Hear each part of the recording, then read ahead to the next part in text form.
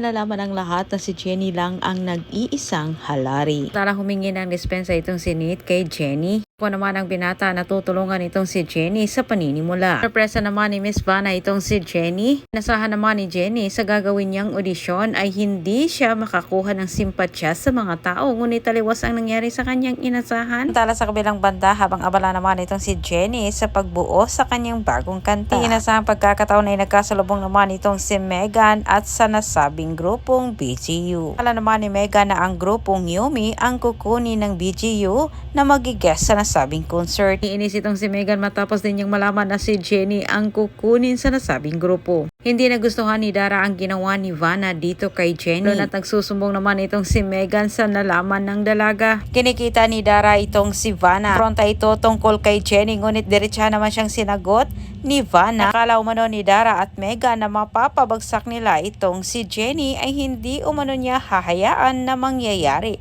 Labi ni Vanna, siguraduhin umano ni Vanna na titingalain itong si Jenny at malalamangan umano si Megan. Samantala sa kabilang banda, hindi naman inasahan ni Dara ang pagsulpot sa tunay na ama ni Megan. Galit itong si Dara dahil bigla-bigla na lang umano itong sumulpot. Ngunit katwira naman sa ama ni Megan, kailangan na umano niyang makilala ang kanyang anak. Itinanggi naman ito ni Dara na umanong ibang ama itong si Megan kundi si Deo lang. Hindi inasahan ni Jenny at Megan na magkasalubong ang kanilang landas simula nung umalis si Jenny sa Yumi. Taas noong pinagmamalaki ni Jenny kay Megan na ngayong siya ay may sarili ng album kuno. Kahit puno ng inggit ang nararamdaman ngayon ni Megan ay hindi pa niya ito pinapakita kay Jenny bagkus siya ay nagtapang-tapangan. Sabay sabi naman ni Megan na pansamantala lamang umano ang kasikatan ni Jenny ngayon dahil alam umano niya na hindi ito magtatagal. At parang nabulunan naman ito si Megan matapos din siyang sinagot ni Jenny kung may balak na naman ito na siya ay siraan muli. Dagdag sinabi ni Jenny hindi na umano niya hahayaan ang ginawa nilang dalawa ni Jessie. Maraming salamat sa panonood at antabayanan ang susunod kong update.